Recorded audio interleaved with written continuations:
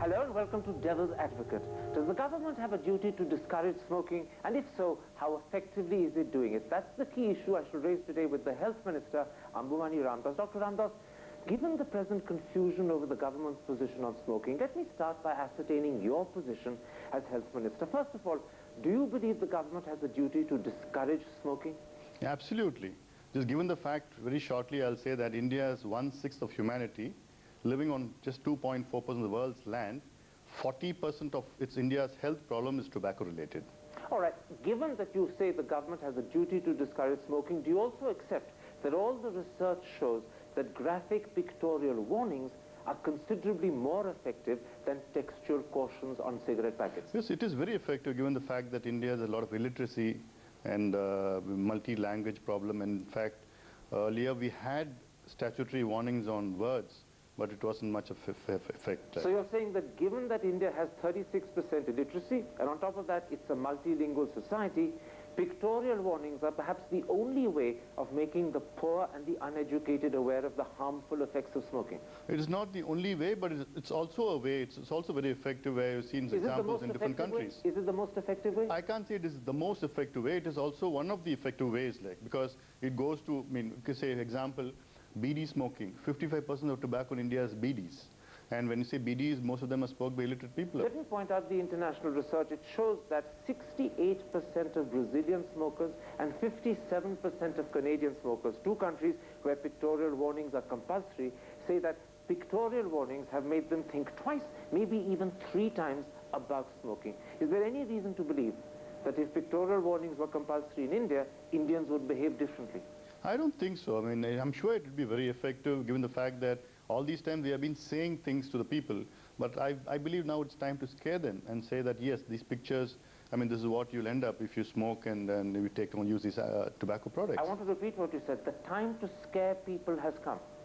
Yes, absolutely, because on the contrary of Western world, when you say all the developed countries, the tobacco incidence is coming down, whereas India, it is frighteningly going up. All right, given that it's going up frighteningly, let me put something else to you.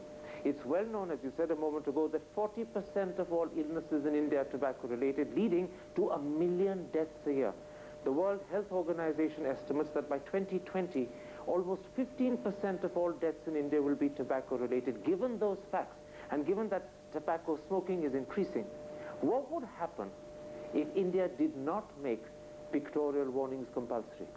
I mean, when you say pictorial warning is again a part of the activity. There's no smoking in public places, no advertisements of any tobacco products, no selling to minors, and all these. It's a part of all these. If all of that wasn't done effectively, what would happen to India? I'm sure. I mean, so pictorial warning is going to play a major part of warning, of scaring people, of scaring illiterate people, the young adults. I mean, who doesn't know the effects of ill effects of tobacco. So pictorial warnings will actually save lives. People who otherwise would smoke and die could be saved. Absolutely, you've been saying in the Western world, but I believe it's going to be the same here in India. So you're saying to me pictorial warnings are a matter of life and death. They can save lives. I'm sure they can, because I'm saying pictorial warning is again one more activity where you go out to the people out there and create an awareness. In that case, Minister, explain to me, how do you justify the fact that on 4 separate occasions your government has failed to implement its own decision to make pictorial warnings compulsory on cigarette packets, BD packets and other tobacco-related products? How do you explain that?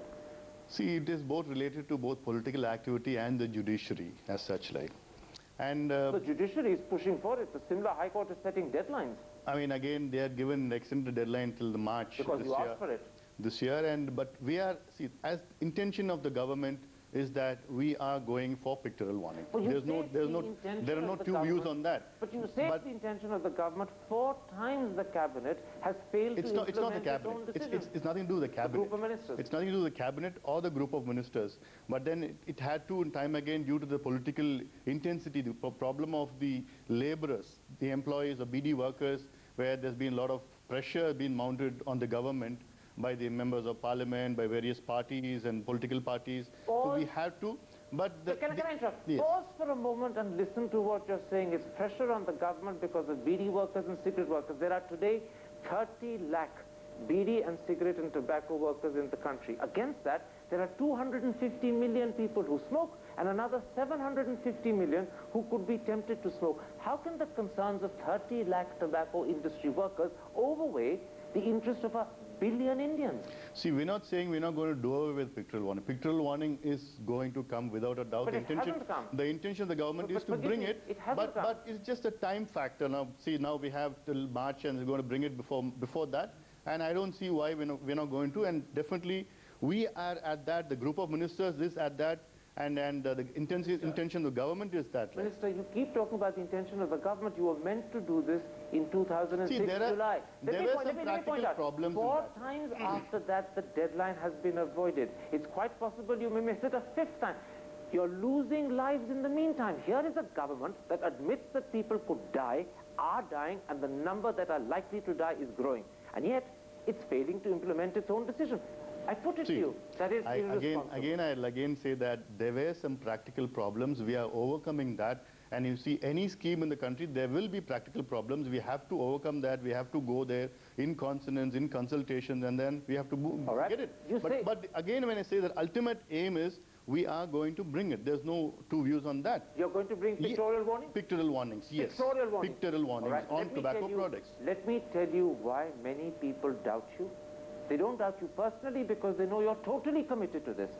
But why they doubt your government and why they doubt its intentions. Pranab Mukherjee, the minister in charge of the group of ministers handling this issue, has told the Indian Express last week that pictorial warnings which are repulsive cannot be accepted. Those are his words. Now I put it to you. If cancers and tumors are repulsive, pictures of them can't be anything less. So what is he talking about? I mean, see, I don't like to comment on what is the view of the group of ministers because it's an internal consultation. And it's no, I mean, that's a different issue. But pictorial warning, again, I will again reiterate.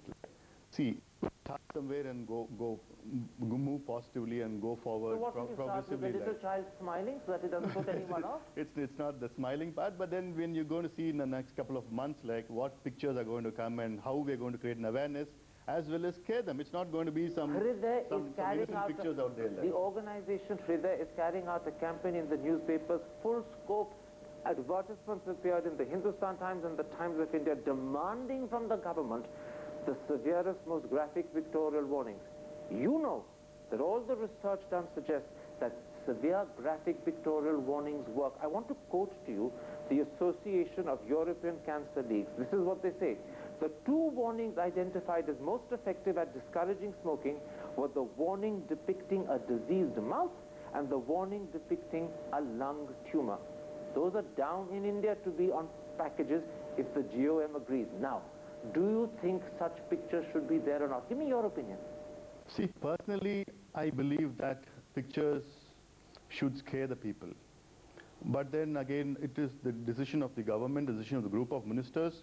We have to take the consideration of the various section of people, I mean, including the employees, all the other people out there. Forgive me. And let me put it this way.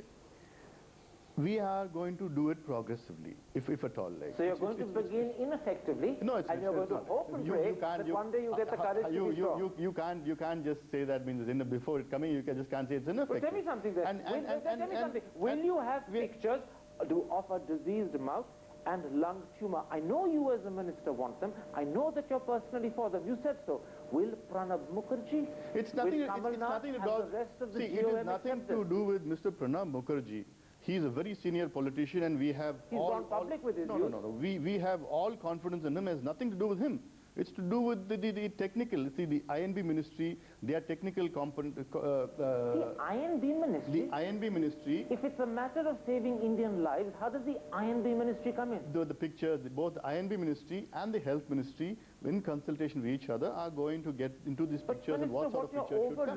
No, but what you're overlooking is nothing to do with Mr. Pranab Mukherjee or any other ministers in this time. Minister, what you're overlooking is that pictures of the sort I'm talking about, a diseased mouth and lung tumor, were agreed to by the government. The GOM accepted them. They were supposed to start on the 1st of December. Then the government unraveled its own decision. The GOM changed its mind and went back on its own agreed policy. I'm now asking you, can you get them to accept such pictures or not? You want them. But will they accept Absolutely. them? To the GOM, the Health Ministry are going to bring in these pictures. INB Ministry, they are going to bring in pictures. And in consultation with GOM, what is acceptable, we are going to bring it, and we're going to... Let me put something else to you. In the same interview to the Indian Express, Pranab Mukherjee has said that the skull and crossbones symbol is offensive to minority communities, it's not acceptable. So what? If it's offensive, it's more likely to put them off smoking, which is what it's intended to do. I'd not like to comment on that. Because it's embarrassing? Not actually, but that is the intention of bringing the pictures. Is to put people off. No, I mean, yes, to create an awareness and then to desist Right.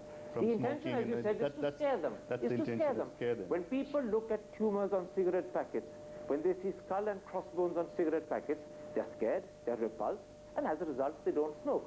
If you put a smiling baby, they'll probably smoke 2 cigarettes. We're not going to put smiling babies into that. Like, we are going to put pictures which are going to scare them. Is it fitting that such communal considerations, and I'm deliberately using that word, that such communal considerations should influence ministers in a matter where tens of millions, maybe hundreds of millions could be saved, otherwise they may lose their lives? See, now, when I had earlier said that we have to take into consideration the various section of people and what problems they have been facing at that level. And considering all these factors, now we are bringing in clauses and these issues like pictures, and we're going to do it progressively also. And see, one is... Can I interrupt? Yes. You keep talking about what you're going to do. The reason I'm interrupting is that you've got a problem doing it because I know you want to do it. But you've got a group of ministers who stymie you. You're a young MP. You're a first-time minister. Do you find that on an issue where you passionately believe the government has to act, where morally the government is committed to act, elder politicians with perhaps vested interests are standing in the way? I stoutly deny what you have been trying to say, and the intention of the government is very clear. The intention of the government is, it is against tobacco and tobacco-related activities. It is definitely there. And your Pranab intention Mukherjee about... No, speaking to the Indian Express says that he has 6 lakh... Let me finish this. Pranab Mukherjee speaking to the Indian Express says that he has 6 lakh BD workers in his constituency in Jangipur. To many people it sounds as if he's more worried about the impact on his personal career than the health of the Indian people. Mr. Pranab Mukherjee is one of the senior-most politicians of our country. We stand by him, and always he does what is right for the country, and there's no two views on that.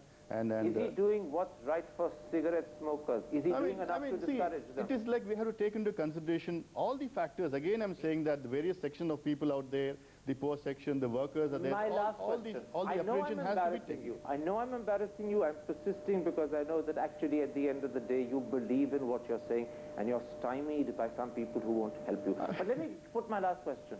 In December you revealed that 4 chief ministers and 150 MPs had met you and a further 7 chief ministers had written to you pleading that pictorial warnings should not happen. Who are these chief ministers? I mean, it's not like 4 chief ministers met me and 100 MPs have all... You said so. It was misquoted. 1 chief minister met me. Who? And 3... Mr. Dr. Rajshekhar Reddy. He met you. Who were the 3 who wrote to you? And the chief minister of Tamil Nadu, the chief minister of West Bengal. And the third?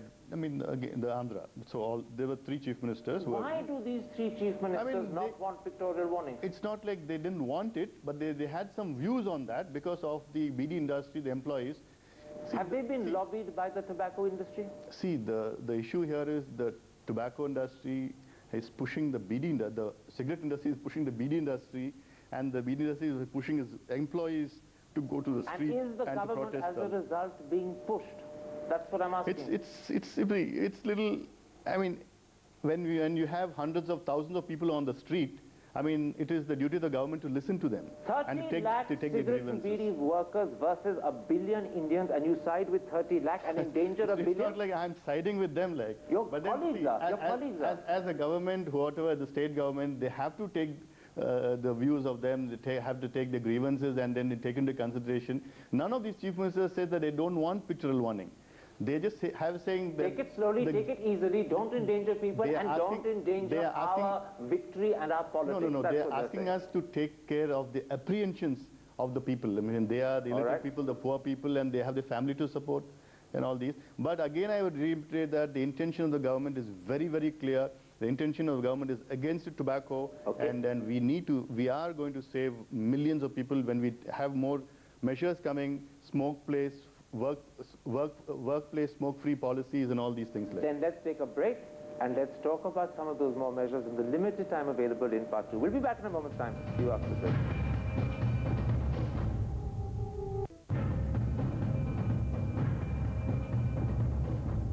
Welcome back to Devil's Advocate and an interview with Health Minister Anbumani Ramdoss. Dr. Ramdoss, in part 1 we talked about the government's attitude to smoking. Let's now talk about civil society's responsibility. Should celebrities who are role models and who influence people's behavior smoke in public? See, when you say celebrities, what I have been advocating when I took over as the health minister was the movies.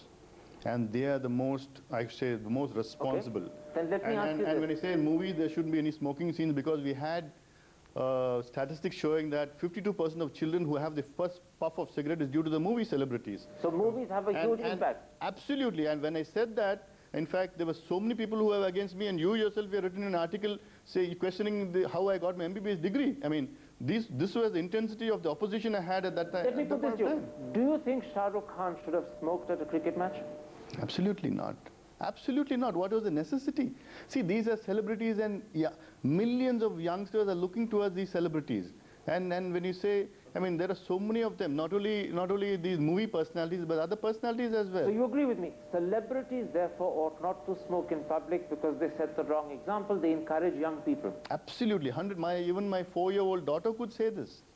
So you are today, as Health Minister, appealing to celebrities, and you're saying, for the bigger, wider interest of the Indian people, do not smoke in public. I have been appealing for the last 3.5 years. But you're repeating the appeal. Absolutely. I again request the celebrities, whatever field they are, whether it is in movies or sports or anybody else, not to do these things in public. If Rajnikant can agree not to smoke in his movies, do you think Shah Rukh Khan and Amitabh Bachchan should make a similar commitment? If he can do it, should Shah Rukh Khan and Amitabh Bachchan follow? Easily they could do it. I mean, without a doubt. Rajnikant says that he did it because you made a personal appeal to him. Would you make a similar personal appeal? I have already made appeals to Shah Rukh Khan and other people, and I'll be happy to do it again through you and through this CNN IBN. I'll be happy to say, please don't smoke in any of your movies, Mr. Shah Rukh Khan. You say you made an appeal to Shah Rukh Khan previously. Did he ignore it? I don't know about that, but again, I would like to make appeal not only to Mr. Shah Rukh Khan, to Mr. Amitabh Bachchan, to all the other personalities.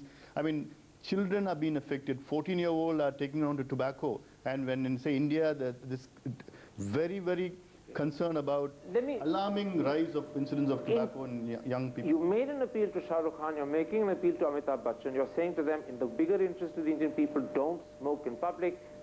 Not only in public, but in movies. In particular movies. Because 51% of people who start smoking do so because they see it in movies. In movies, the heroes in movies. Let me put this to you. In 2003, India made it an offense to smoke in public places. Yet the fine is only rupees 200.